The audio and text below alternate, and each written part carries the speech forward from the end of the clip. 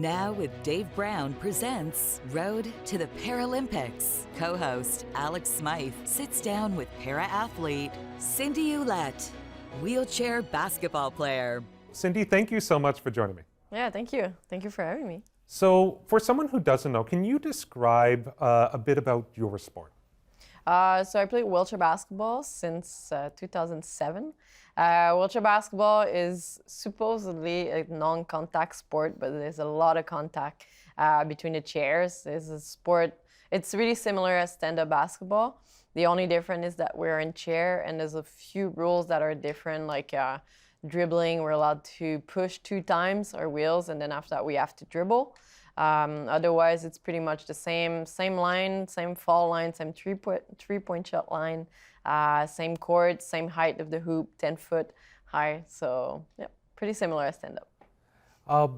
You have been competing for years on the national and international level.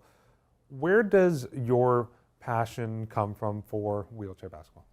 Well, I think it's my passion come from just sport in general. I love sports since I'm a baby. I grew up in sports.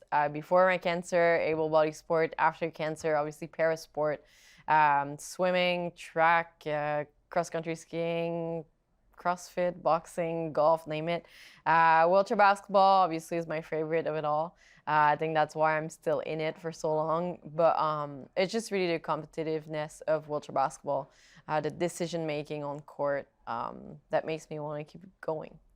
Now, you mentioned cross-country skiing. You has been able to accomplish something that few para-athletes have, and that's competing in 2 different sports at the Paralympics. Like, first off, why were you kind of attracted to para-Nordic skiing, and what was that experience like when you were able to kind of compete on the Paralympic stage? For me, cross-country skiing just came, I think it's just because I'm from Quebec City. I'm a Nordic athlete. You know, you go out there, you need to do something in the snow in the winter. Just love being outside by myself, which is totally opposite of wheelchair basketball, that you're with a team all the way like around in your rooms and eating, you're never alone. But yeah, cross-country skiing, personal challenge. Wanted to be able to just go out there and push myself. It's a really, really tough sport. It's not easy. And also like competing at the Paralympic at that level in cross-country skiing was really humbling. I was terrible. Yeah, it was just, it's a tough sport. But I'm really glad I did it. It taught me to, I don't know, just to persevere when things get hard, and super humbling experience to just learn a new sport. And you did mention that like this is a big change from wheelchair basketball because you go to an individual sport opposed to a team sport.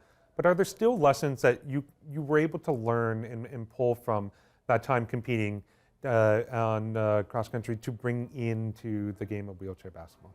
Yeah, no, I think cross country, it's so demanding physically. So I think it taught me to just, well, train really hard, obviously, which I do in wheelchair basketball, but just the aspect of being a little bit more hard physically, and then mentally you're alone. If you stop pushing, you're stuck in the wood. So you have to keep going until you reach that, until you cross that finish line, which sometime in wheelchair basketball, you have a little bit more downtime, but it taught me to, hey, if you push the whole time and hard, like, you're gonna win something. And speaking of winning, you and the team have been able to put together success this cycle, come away with some strong finishes. How do you continue to build that momentum and continue to push forward as you make your way into the Paralympics? To build a momentum, like, it's important to just focus on the little thing. Yes, big picture, we want to win a gold medal at Paralympics. But small picture, it's the every day, every minute that you're in the gym, every single day. That's what matter. When we show up and be like at camp as a team, like those minutes are precious because we're not allowed together. So those minutes, we have to come out together. We have to perform. There's no time for rest, and we got to work hard. In terms of your team, like having been a part of the team for so long, like What are some of the kind of the growth and evolutions and the changes you've seen within the Canadian team from when you first started to now? Obviously, Canadian team, like every 4 years, we kind of have a new group-ish, always like half and half. But I think the consistency is that people love playing basketball. That's why we're there. We'll always add like really strong girls that want to work hard. They're there for the right reason. They're there because they're passionate about the sports. Everybody work hard at home, and like I think that's why we want to work so hard on the trust. We want to trust each other on court and off court, knowing that everybody's working hard all the time. As you kind of look towards Paris, are there different things that you're kind of focused on that are unique challenges when it comes to the competition at the Paralympics, opposed to Worlds or Para-Pan Ams or any other kind of major competitions? Well, Paralympics is always, obviously it's a big event, right? Like, you know that the entire world is watching, your family like is coming, there's a lot of fans. There's a lot of outside distraction, I would say, to the game. But at the end of the day, for me, we're on a basketball court, we're inside, so there's no weather change. The hoop is the same height, the court is the same size. But yeah, obviously there's a little bit more stress added to it, to the outcome.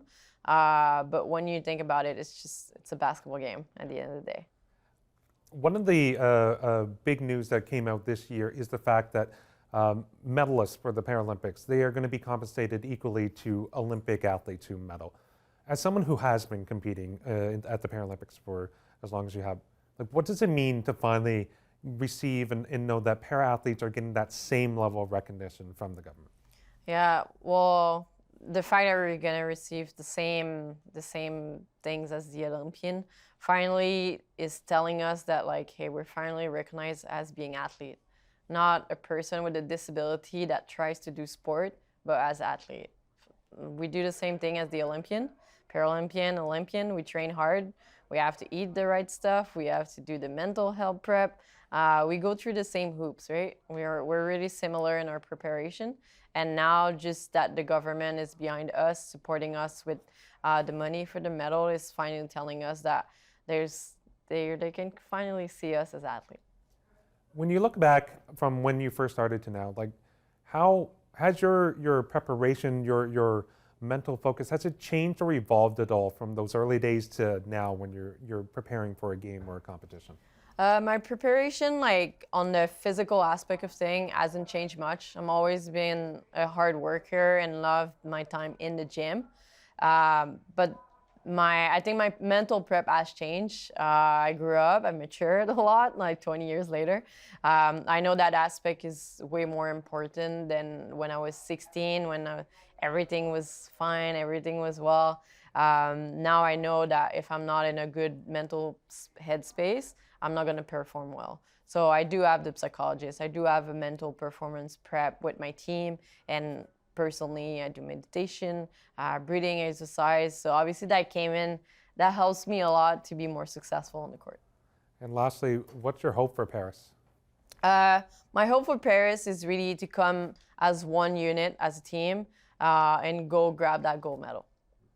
I mean, that's as easy as it can be, right? Exactly. Just Cindy, thank you so much. Thanks.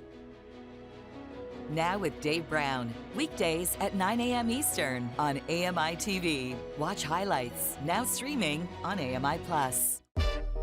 Do you want to dive into more conversations like this? Watch Now with Dave Brown weekdays at 9 a.m. Eastern on AMI-TV or download the podcasts wherever you listen.